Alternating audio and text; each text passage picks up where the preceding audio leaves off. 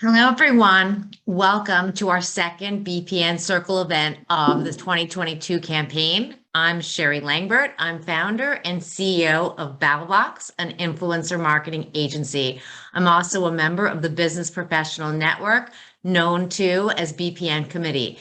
Thank you all for joining us tonight. Special thank you to Ari Wise, Becky Novan-Cannon, and the entire BPN Committee for all that you do in helping us succeed. As many of you know, Federation supports a wide variety of diverse needs in our community, from increased mental health services, care for the elderly, Jewish camping, inclusion, food insecurity, and being there for the people of Israel, and so much more. Tonight, we wanted to focus on one of these very important areas, our Greater Metro West community and the essential work Federation is doing in the space of hate crimes and anti-Semitism. I'm sure many of you think these things won't happen here. But what if it does? Like a few weeks ago in Colleyville, Texas, at the hostage situation in Beth Israel Synagogue. Will we be prepared? What happens if you're on a Zoom event like this one and someone starts writing anti-Semitic comments in the chats? This happened to a few of our BPN committee members, and I'm sure some of you as well. I'm the daughter of Holocaust survivors. Like many, growing up in my home, the Holocaust was not just a subject, it's part of my existence, my DNA, every breath I take, every day. There was no age at which this topic was introduced to me. A violent picture of the Warsaw Ghetto uprising hung above the couch in my grandparents' den where I napped from the time I was a baby. Although I run a social media agency and I should be very social and vocal across social media platforms, I find myself too scared to speak up for fear of being canceled, which is why, more than ever, all business owners in our community and beyond need education, guidance, and support. Before we begin, I want you to answer the following question in the chats. Of the 81 synagogues and 21 partner agencies in our community, what percentage of those requested assistance with threat assessment over the past year? Please share your guesses in the chat.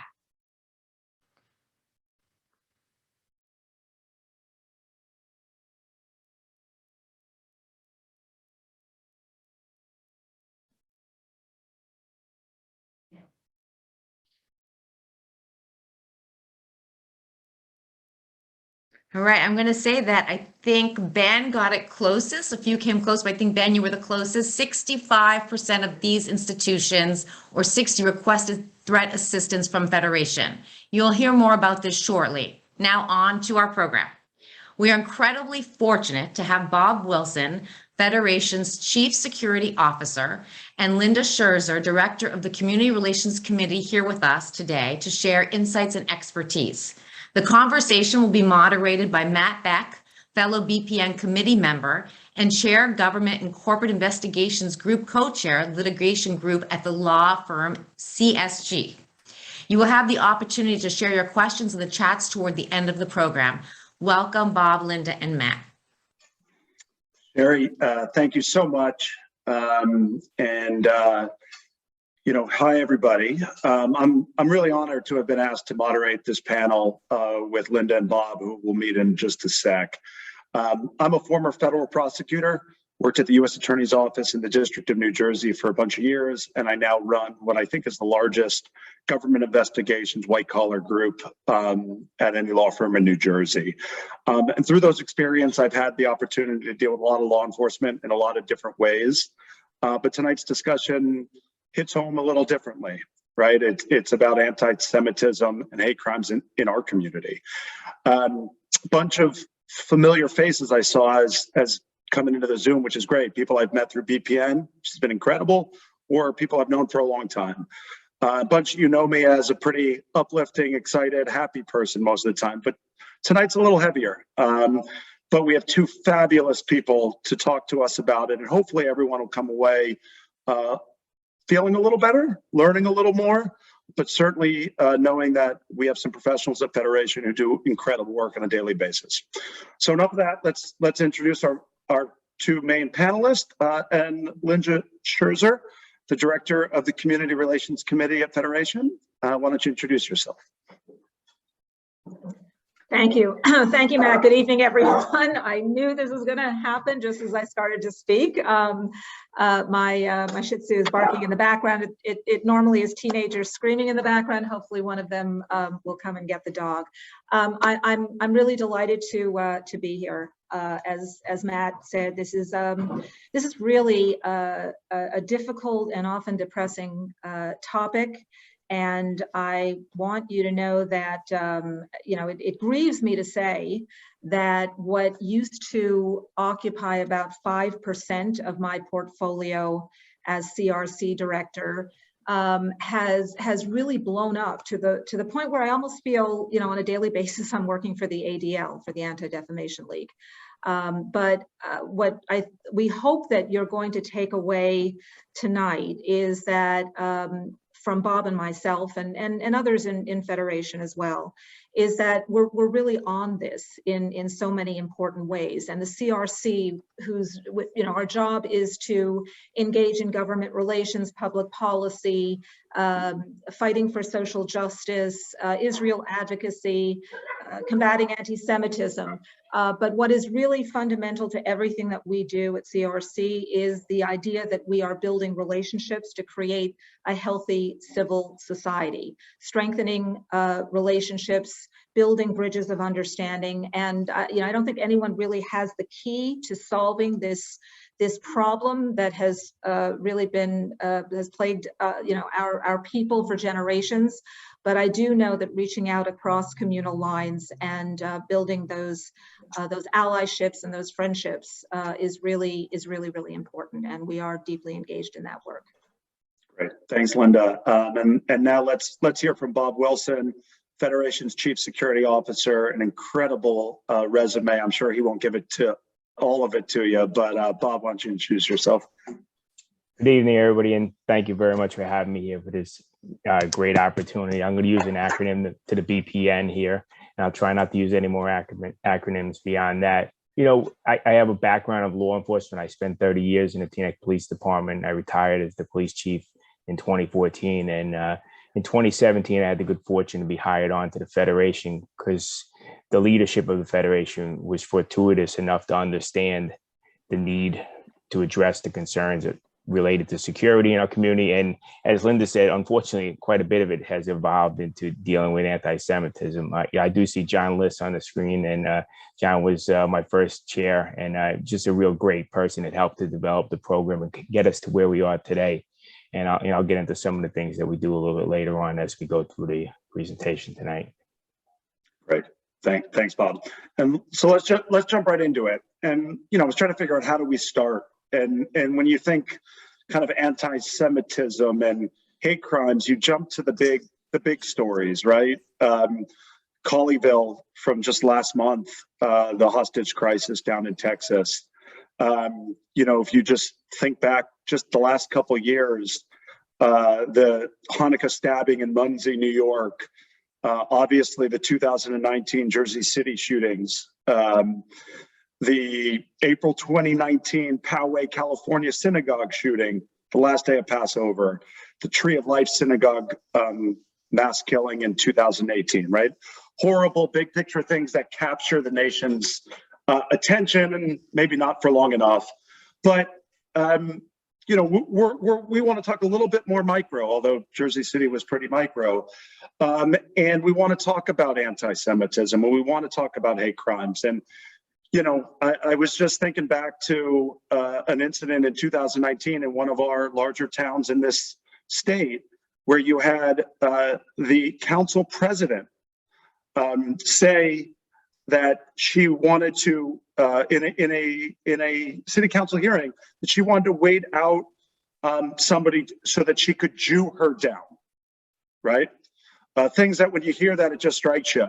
Well, I don't know if you guys remember this incident, but the response that they went to the council and asked people, well, what do you think about what the council president said? And here was the response from one of the other councilmen. They said this publicly.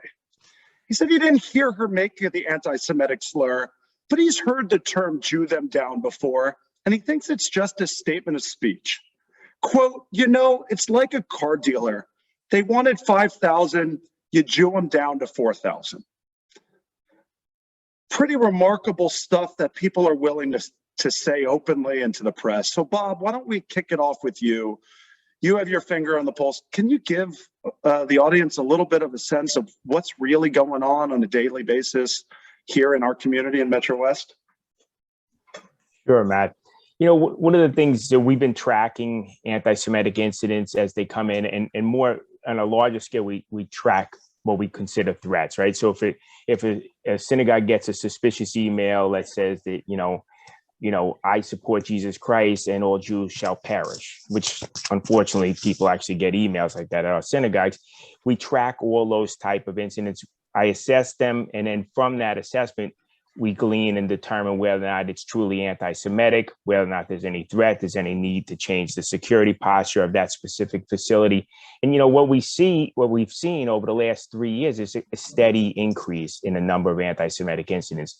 From 2020 to 2021, we had a 75% increase in the number of threats that were deemed to be anti-Semitic. That's a real 75%. That's a huge number, right?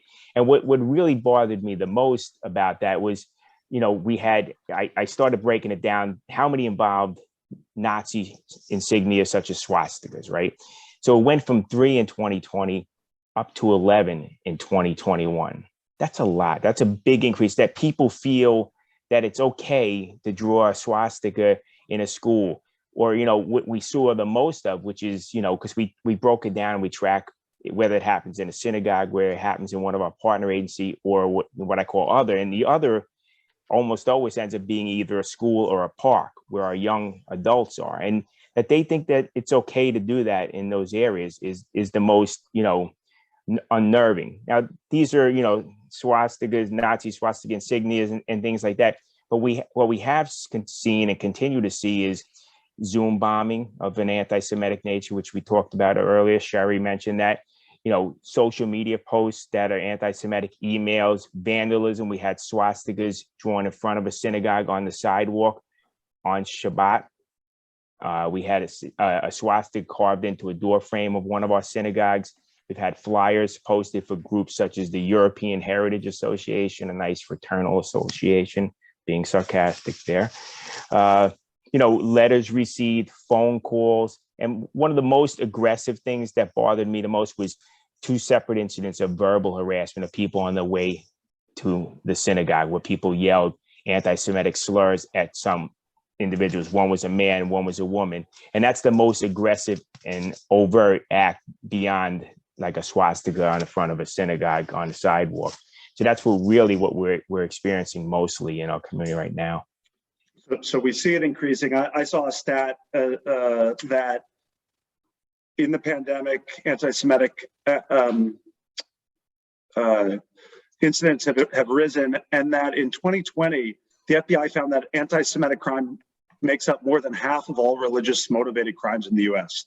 Think about that. We're 2% of the population in this country, but we make up 50% of the hate crimes. It's remarkable. So Linda, let's turn it over to you. You know, you play a big role in trying to get people in government and elsewise thinking about these things. Tell us a little bit how you're in Federation are thinking about the things that Bob's talking about, and then I want to transition a little bit into the youth at college campuses, where it's a big topic these days. Sure. So I did want us to mention one more statistic, and it's a really disturbing one. The fact that the state of New Jersey ranks second in the nation in terms of anti-Semitic attacks, which is really, you know, it's disturbing and a little scary. I want to say that from a CRC perspective, we try, with rare exception, we don't let anything go that we don't confront, meaning that if somebody says something, if something is brought to our attention, and I will tell you that I feel like I'm playing whack-a-mole these days. I mean, it can be, you know, copycat swastikas, you know, forgive me, some moronic teenagers who have no understanding of what they're etching into a school desk or spray painting, on a bathroom wall. But specifically, I can tell you of an incident that we dealt with several months ago. I mean, it may not strike you as classic anti-Semitism, but it was something that we felt that we couldn't ignore. In the town of Chatham in Morris County, a man running for Republican for the township council stood up at a Board of Ed meeting and started comparing mask mandates and the harm that mask mandates are causing school children to Nazi mandates. And, these kinds of casual references to the Holocaust, conflating what's happening, in terms of current public policy to, the atrocities that were committed, just 3.5 generations ago, 3 generations ago, if you will, is, nothing short of diminishing evil. And so we felt that we needed to bring this to this man's attention, to try and engage him in conversation. I mean, ultimately, look, I'm not suggesting that he's an outright anti-Semite, but I do think that people are throwing things around that they're not thinking about and need to be confronted. Unfortunately, he never addressed it properly. He got elected to the township council. We ended up, releasing a statement condemning and criticizing this man for what he said. It was released on the day that he was sworn in, but. Suffice it to say that when these things happen, we do our best to confront them, to educate, to engage, and to help people understand that this is just simply not acceptable, particularly in a climate of rising anti-Semitism. And I'm currently dealing with a situation at Rutgers Newark, where a Center for Security, Race, and Rights, which is an advocacy organization for Muslims on campus, put up a series of about 15 short, snappy videos that are, hugely critical of Israel and the occupation, declaring Israel to be an apartheid state, and providing absolutely zero context. No context, it's no historical background. It's so egregious and so offensive that, I reached out to the chancellor at Rutgers Newark, and we'll be sitting down with her at the beginning of March to explain, why we think this is wrong. And having Rutgers' name on a center of this sort, releasing videos like this is just, it certainly doesn't help to increase the reputation of a state university that aspires to excellence. We want intellectual honesty. We want to be engaging people in debate and honest dialogue, but things like this just, they're just unacceptable. So Linda, can I ask a question? So we'll talk to Bob more about law enforcement interaction, but we know there's an uptick in anti-Semitic attacks and anti-Israel attacks on college campuses. We're Federation of Metro West, right? What are we doing, if anything, to interact with your counterparts, in other parts of the state or other parts of the country to make us a concerted, a larger impact to make sure we're countering that message anywhere it is? Yeah, thank you. Well, this really has been in my wheelhouse for the last 20 years, Matt. I even before I came on as the CRC director of Greater Metro West, I've been running a program that trains and educates our young Jewish high school students, as starting in their junior year of high school, continuing through senior year, to confront what they will undoubtedly be experiencing on far too many campuses in this country. The college campus has been, for at least the last 10 to 15 years, the place where our people have been experiencing anti-Zionism, anti-Israel, toxic anti-Israel activity that very often crosses the line and becomes anti-Semitism. It's been the front lines. It really has been the front lines for our kids, our children, our grandchildren, who really are, most of whom are not prepared, have no understanding of the way to be making Israel's case, are confronting, passionate angry anti-Israel rhetoric on college campus from Students for Justice in Palestine and the pro-BDS movement. You know, they're dealing with divestment resolutions in their student council. Our kids who very often have, you know, social justice issues wired into their DNA, who want to be, you know, sitting at tables dealing with issues of climate change and gender equality and social justice, who are literally being given purity tests, being told that if you want a seat at our table, you have to renounce your support for Israel. I mean, these kids just don't know what is hitting them. They really don't. And sadly, and this is an in the family conversation, you know, many of our kids, to my great chagrin, are simply checking out. Like, they don't want to engage in these conversations. They don't want to be losing friends. They have this you know, odd sense that Israel is doing something wrong, that they're feeling uncomfortable about. Some of them are even joining you know, these progressive anti-Israel organizations. And while, you know, I'm happy to say that there's tremendous support on campus. We've got our Hillels that are, you know, places of rich Jewish life that Federation, by the way, you know, is supporting. We've got Chabad houses and APAC organizations, and, you know, a plethora of Jewish organizations that are engaging our kids in ways that they haven't been engaged since they were dancing the hora at their bar and bat mitzvahs.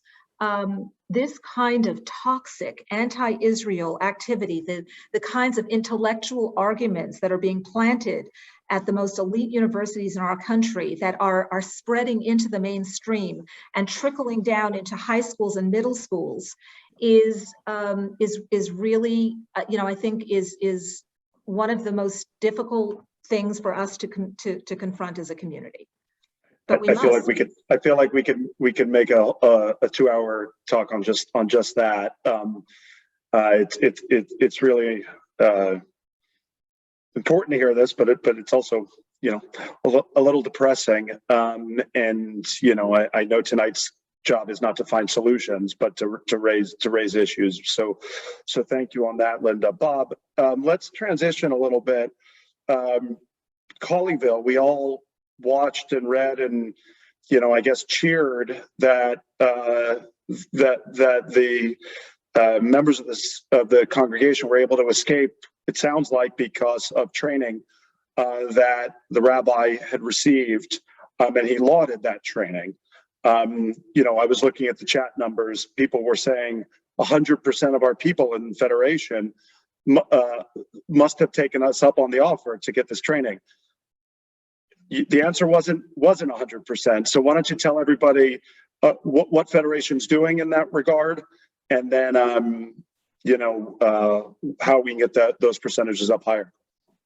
So once again, I think the Federation is realized that there is a void, and we're working really to try to fill that void. And the way we're going to try to do that is we're seeking to employ a full-time trainer to just train our community on the ground level as much as possible within, you know, the confines of, you know, the pandemic. And Bob, let me back up, because maybe everyone doesn't know. I assume everyone does, but just give 2 seconds on what the training is and what the purpose of it is. Sure. So what we try to do is, you know, there's a series of different trainings that we can offer, but, you know, the core one that we ultimately try to offer is a countering of active threat training. So that, because the threat can be varied, right? I mean, in Colleyville, it was someone that came in unassumingly and subsequently pulled out a gun. But we know from Muncie, as you mentioned earlier, it was someone coming in with a machete. So it doesn't necessarily have to be what we believe of as a traditional weapon or something like that. So we have that, and then we go into usher and greeter training, because those are people that are at our services at all different times, and just getting them to understand what their roles and responsibilities can be to aid and assist us should a violent incident happen there. And then just regular situational awareness training. Okay. And so we're offering that up. Is that offered free of charge? Yeah, sure. I mean, all of it is free of charge. I mean, we are actually having our first community-wide. We're doing it on a web-based one on February 15th. It's in the middle of the day, so it's from 11:30 to 1:30. But, you know, we are going to offer additional trainings just to give people as much access to it as possible. the most appropriate and the best way to do it is to actually do it within your synagogue. You know, it doesn't have to be obviously during services or immediately following services, but on an evening or even a Sunday potentially, where we can actually have the opportunity to have a dialogue and a conversation about the specific unique factors of your facility and people understanding what their options are should they be confronted with a violent incident, right? Everybody knows at this point in time, right? It's run, hide, or fight. But, you know, there's more to it than that, right? It's not a linear type of process. It's a process that those are options within the decision, right? The rabbi in Colleyville brought the gentleman into the synagogue. I shouldn't say gentleman, brought the individual into the synagogue, and then, you know, ultimately had to run out, but he fought first, right? So it was like this different progression. So we want people to understand that these are options, these are decisions, and how to make the decisions and how to look at things and assess them. Great. Thanks for that, Bob. So tell us a little bit, we've talked about it a little bit already, but not much. You know, I'm sure people are curious, how does law enforcement locally, how do they interact? How do they, is it, you know, if God forbid there's something like that comes here, or more importantly, if there's some threats that are out there, are they sharing this information? What kind of collaboration is there between private, public, and what role do you play in that, Bob? So I can give you a real unique incident that happened. This was a true thing. About 10 days ago on a Friday evening, the FBI in New York became aware of a non-specific threat against a specific portion of the Jewish community, right? A specific sect within the Jewish community. They shared that information with the ADL. They shared that information with my counterparts in New York, who immediately called over and they spoke to me. We spoke to the New Jersey Office of Homeland Security. We spoke to the FBI in New Jersey. We spoke to our municipalities that had these unique synagogues within them. And everybody was prepared. So on the morning, on Shabbos, we were in place already. We knew what we needed to protect against. And thankfully, the whole thing was put to rest and the threat never materialized into anything beyond just, you know, a bad incident that should have never occurred, but nothing that was threatening to our community. But it was an example how within a few hours, you know, the FBI talks to New York talks to us, and we're able to share this with our community right down to the local municipal level, the different communities within our Greater Metro West Federation that had those unique synagogues, as well as Northern New Jersey, Southern New Jersey, and the heart of New Jersey, because there are 4 federations within New Jersey that have security directors. Okay. Matt, can I just wanted to say, you know, listening to Bob speak and you know, I think we all should know that his work didn't just start post Colleyville. His work has been ongoing for at least 5 years since I've known him. But I'm reminded of something that Deborah Lipstadt said. You know, she's reassuring our community. It was after some terrible event, but she said this, that you know, this is not 1938 Germany.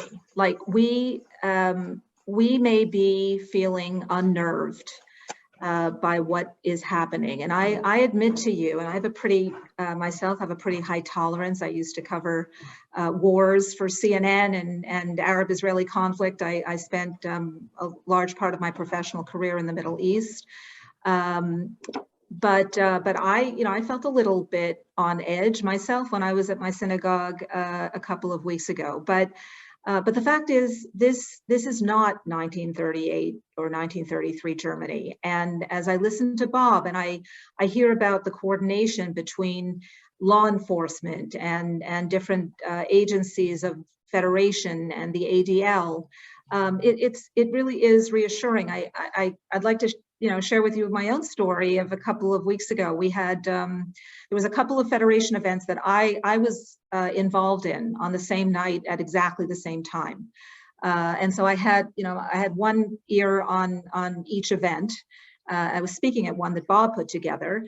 It was with members of our community and law enforcement, and we were listening to these officers talk about the increased patrols that they were doing around synagogues of late, and their regular contact with members of the Jewish community. And then in my other ear was it was January 25th. It was just before International Holocaust Remembrance Day. And as a result of what happened in Chatham, I had worked with our Holocaust Council to put together an event at the Chatham Library. There must have been about 75 people on the Zoom that night listening to a survivor, Luna Kaufman, talk about her experiences, you know, atrocious and so, you know, terrible and chilling that she went through. And I, you know, it was just a jolting kind of juxtaposition of listening to a woman speak about anti-Semitism that had led to the genocide of 6 million Jews, you know, 70 years ago. And in my other ear, listening about the modern day expression of anti-Semitism. And it was difficult to hear, but then at the same time, I was thinking to myself, well, you know, we're not alone today. I mean, we are not alone.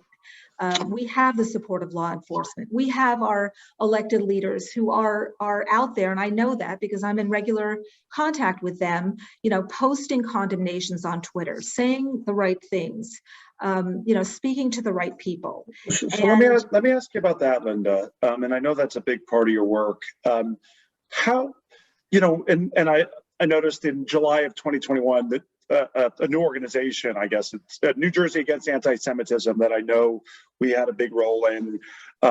You know, it includes the governor, it includes then Attorney General Kabir Grewal, the entire congressional delegation, the NAACP, the Church of Latter-day Saints, and all. How, when there is an incident, or you need, or you want people to speak up, and we're in our family here. How responsive are people? Are people, do you have to go to them and ask them to speak up and push them? Or are people banging down your door? Linda, I want to put out a statement on this. Yeah, it's a good question, Matt. It really is. I would like to say that they're knocking on my door. I cannot really say that. I say that with some degree of sadness and regret, because I like to think that when something happens to other communities, that we are among the first people to be, you know, to be issuing statements and making phone calls and saying, you know, Hineni, we are here. We're here for you. It's important for you to know that our community supports your community. We do it not because we're looking for the support in return. I say that with a full heart. We do it because it's the right thing to do. You know, we do it because this is an expression of our Jewish values, that we stand, you know, in solidarity with anyone, any community that is being oppressed, that is in need, that is targeted by hate. This is just what I feel that we do, what our community wants from us, you know, what we know in our kishkas is what we need to be doing. So in this particular instance, what you're talking about was really the aftermath of the war with Hamas in May of 2021, and you know what that looked and felt like. And Sherry, you talk about dealing with being, you know, unsure of how to respond online. I can tell you that the high school kids that I work with are who live on social media were just bombarded and lost friendships, not just online but in person. So it's really tough, the online piece of this. But we decided, because this was happening after, you know, there were incidents in New York City, on the streets of New York and in Los Angeles. So we put out a statement that just unequivocally, you know, condemned any, you know, hate is hate, and anti-Semitism shall not be tolerated. And we went and got over 100 signatures from, you know, not just elected leaders, those were the easy ones, but we went to the NAACP, and we went to the Catholic Archdiocese and other, you know, leaders in the interfaith community to get their names on this statement. And we put it out, and, you know, and I don't know how many people saw it, but we got their signatures, which, you know, the alternative was nothing. So I'm happy to say that statement and those signatures exist. You can find them online. Happy to share them. They did the right thing. Look, it's important. You go type anti-Semitism into the web. We see some of the bad actors are doing that stuff. Well, when you see good stuff on there and you see community, it doesn't hurt, right? It can only help. So real quick, everybody, Marcy put in the chat, if you have any questions for Linda and Bob, throw them in there. I'll try to get to them. You know, obviously we don't have too much time tonight, but we'll try to rapid fire them. But Bob, let's talk a little bit about social media and, you know, how it perpetuates and probably links anti-Semites and other people, you know, who 20 years ago, they might have just been barking in the woods. Now they find a group of people who are like-minded to them and their voices get amplified. Why don't you tell us from your perspective, kind of how that works, the danger of it, and then we'll talk a little bit about maybe what to do if you're forced to interact with people. Yeah, I mean, you know, like you mentioned, you know, years ago we thought it was great that if the two of us went to the same high school, that, you know, Facebook could put us together. How great this is! Oh, this is excellent. Well, the unfortunate side of that is if we're both deranged and hate Jews, it also brings us together. The same algorithm that brings people that grew up in a geographical area brings together people that have similar likes, ideologies, or websites that we go to, because we all know that, right? They track. That's why you get an ad for a new set of headphones when you were just thinking, hey, wow, I need some new headphones, right? And all of a sudden you get an ad for it, right? Well, it does the same thing on that end. And what it's really facilitating is, we're seeing this on a national level, that some anti-Semite or white supremacist that lives down in Florida is able to potentially motivate people in New Jersey to go out and do something violent within our state. And that's what we're really trying to really address. There's no simple way to address it, because if we force them on the ground, then we can't see it, and that's not really helpful to us either. So we're in this conundrum where, like, what do you do with it? So what we try to do to the best of our ability is work with a lot of our partners, right? There's the Secure Community Network that has a full-scale social media tracking capability. The Anti-Defamation League also has the Center on Extremism that's really helpful in that sense as far as tracking that stuff. And that's how that information that I mentioned earlier that came out of New York, that was gleaned by the FBI tracking social media information. And so it's just kind of an example. They saw this communication between two individuals on social media that was threatening to the Jewish community, and they brought it to our attention. So that's one of the ways it kind of works. The system works, not always, but it does. Great. And Linda, let's talk about how social media can play a role in countering anti-Semitism, right? And whether that's a productive way to handle it. Yeah, so I like to say, you know, I used to work for CNN, and this phone and the technology that exists today is like CNN on steroids, right? It's just it's the blessing and the curse. But when it comes to making our case, and I just had this conversation with students of mine 2 days ago, and brought in an expert in how to confront what our kids are confronting on social media, like what to do, when to engage, when to walk away. Can we really be effective on social media? And I got to tell you, my answer is not really. Like, it's true, maybe I'm a little old school. I'm not of this generation of teens who live on their phones, but I really still believe that the best way that we make our case is one-on-one retail engagement.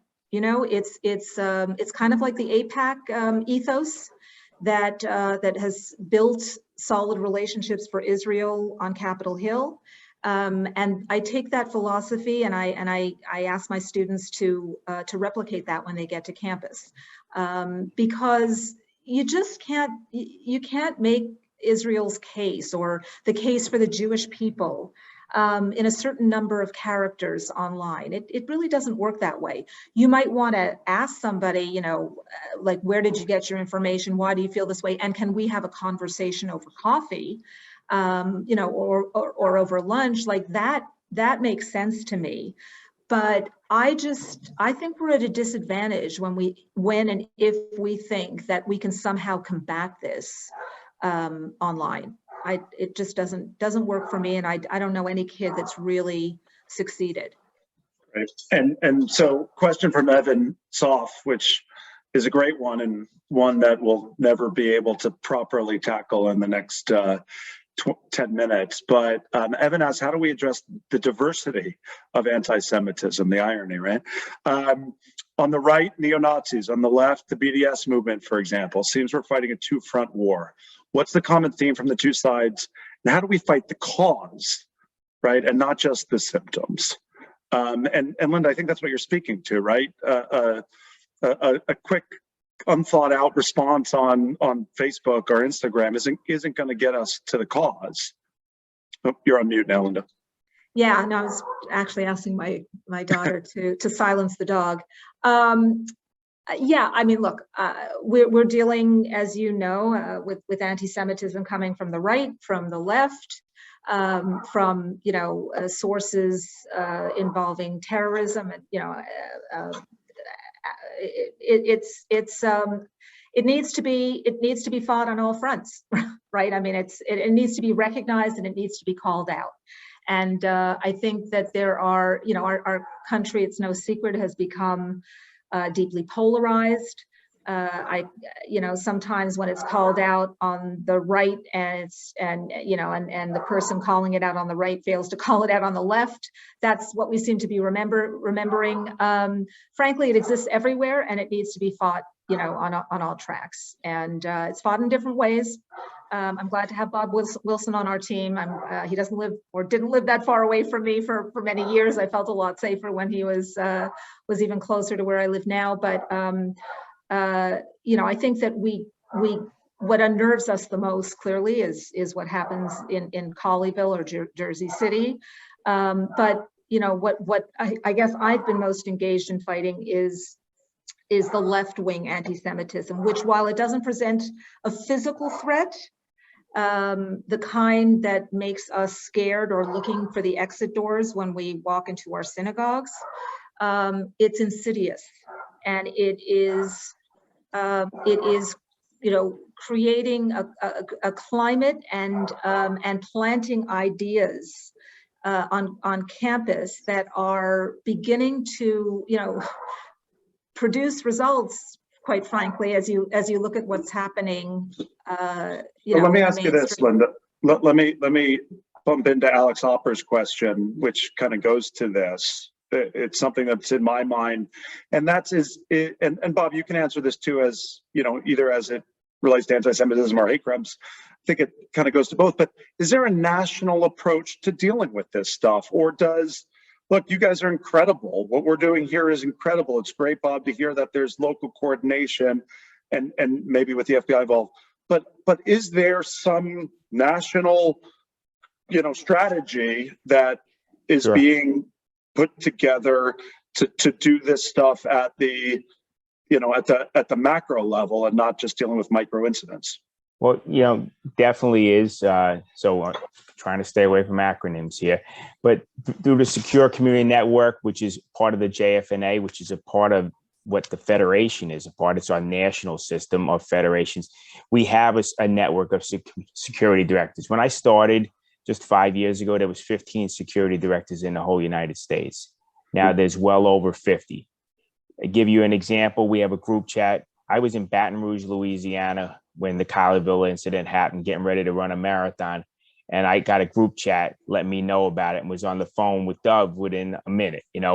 That's how quick we spread word. That's how we share. Because what we see is this stuff it moves throughout the country. It moves down to Florida, goes across to California, comes up to Pennsylvania, New Jersey. We had one of our own people, an anti-Semitic person who ironically was Jewish, who actually moved from our community back to Pennsylvania. And we were tracking this individual back and forth that was posing a threat to the Jewish community. He had some identity issues. But, so there is, nationally, the Secure Community Network, of which we're a part of and we work with. And there's also, of course, the ADL, the Anti-Defamation League tracks this nationally. They have, I think it's 25 offices throughout the United States, and they track this. And of course, all of our law enforcement agencies, the FBI and such. I just, I want to mention, Matt, because I'll kick myself if I forget to tell everyone that we do have a major event coming up March 22nd. We're calling it Community Leaders Against Hate and Anti-Semitism. This is a conference that will bring together different constituent groups from higher ed, we hope presidents and deans and other college administrators, to high school principals, heads of schools, superintendents, mayors and local officials, law enforcement, and the interfaith community, to all kind of address together and work in breakout groups, ways in which we can address this and move forward. I'm not suggesting that we're going to completely, figure out the way forward, but we want to bring invested stakeholders, those who are dealing with this on the ground, what feels to be, if not every day, certainly every week, to figure out ways to combat it. This just does not represent who we are. This is not our state, this is not our country, and we need to figure out ways to move forward together. So I saw the question, what can we do today now, ourselves individually to combat this? In my world, again, it's about reaching out and making new friends. I'm reminded of what one of the hostages in Colleyville, one of the three men who escaped, said. I think it was an interview with one of the television networks. He said something like, our rabbi has been engaged in interfaith work for years. I mean, he's just been he's been doing this, on a regular basis all the time. He said, because the more people know you, the harder it is to hate. It's pretty simple. Like it makes perfect sense to me. When people don't know who you are, it's somehow, I guess, maybe it's easy for them to believe things about you that, that you can get on a plane and fly across an ocean. You can take hostages inside a Texas synagogue, have that rabbi call a rabbi in New York City, and together they can call the president of the United States and get a woman convicted of terrorism released from a Texas prison, because Jews have, outsized influence and power and money.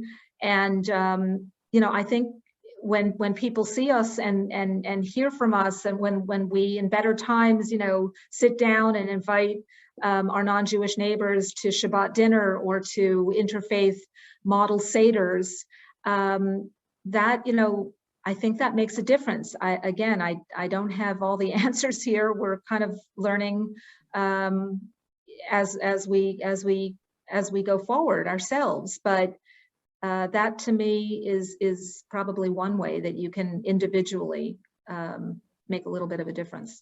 It's funny. I simply think I'm helping. Maybe I'm fooling myself, but by being proudly and fiercely proudly Jewish and not hesitate ever to talk about it, and two, try to treat people well, right? Like if you're rubbing off people who don't know you and they know you're Jewish, they got to know you're Jewish, and then maybe we change it one person at a time. I know that's not going to satisfy myself or anybody, but maybe one at a time we start. Bob, from your perspective, same question. It's almost like it's planted. Ari Weiss, the co-chair of BPN, who's about to take the mic back. We're giving him the last question. We didn't tee it up this way, but Bob, from your perspective, a little different lens, but what's the one thing that people should be doing today that if they're not, to better either protect themselves or to, better protect the community and try to make things a little better? I think there's three things. I'll try to make it concise, right? We joked about acronyms before the presentation tonight, but we'll call it AIM, right? We want you to make sure that you assess the vulnerability of where you are, whether it be your synagogue, your JCC, whatever it is, to make sure that you assess and identify your vulnerabilities. And the second one for I is just make sure that you investigate all things nothing should be thrown in the garbage. If you get a letter that seems somewhat suspicious, seems riddled with religious rantings, don't throw it in the garbage. Report it to the police. If the police won't take it, report it to me. And in the end, take steps to definitively mitigate the potential of being harmed, whether that be through training, physical security improvements, something. Those are decisive actions that we can all do, and they don't all cost a lot of money. They actually cost very little, and especially with the service that we can provide from the Federation. So I think that's really what I would want to end with. Great. Well, our time is up. I thank both of you, Linda and Bob, for what hopefully everyone thought, what I thought, which was it's a fascinating discussion, but not a complete discussion and not one with satisfactory answers, right? This is a tough topic. We knew that. But I'm thrilled. The more I learn about Federation, that we have professionals like the two of you who are part of it and fighting the good fight. So thank you. And with that, unless Marcy tells me otherwise, I'm going to hand the mic over to Ari Weiss. Thanks, everybody. Okay, Matt, thank you. Thank you for your involvement in the BPN committee, and thank you for leading this incredible discussion tonight. And to Bob and Linda, thank you for being here with us. This is not an easy topic. This is not an easy discussion to have, but it's a really, really important one for our community, for ourselves, for our children, and our community as a whole is a much safer place because of the work that you do. So thank you for all that you do for us, and thank you for being here this evening. So to back up a second, as Matt said, I'm Ari Wise. I co-chair the Business and Professional Network along with Becky Novin Cannon, who I see here as well. Hi, Becky. And we just want to thank everybody for being here tonight. We'll have many other opportunities for the BPN Circle to get together over the coming year, and we hope that you'll continue to join us. After this event, for those who elected to share email addresses, we're going to send those out. So please reach out, connect, make new connections. In a few days, you'll get a survey about tonight's event, and please fill it out. Give us some feedback. Give us some ideas of events that you might like to participate in, because thanks to Marcy, who is our leader and puts all of these together, and to all of the professionals at Federation. There is no, and so the sky is the limit as to the things that we can do and get together and talk about. And sometimes they're fun and engaging, and sometimes they're serious and engaging, like tonight's is. And we appreciate all that Marcy and everyone at the Federation do to allow us to have these opportunities. So once again, thank you, Bob and Linda and Matt, for a very thought-provoking and eye-opening conversation. And I don't know if we're going to leave it open for a moment for people to say hello to each other, but that is our event. Thank you, and hope everyone has a great night and a great week.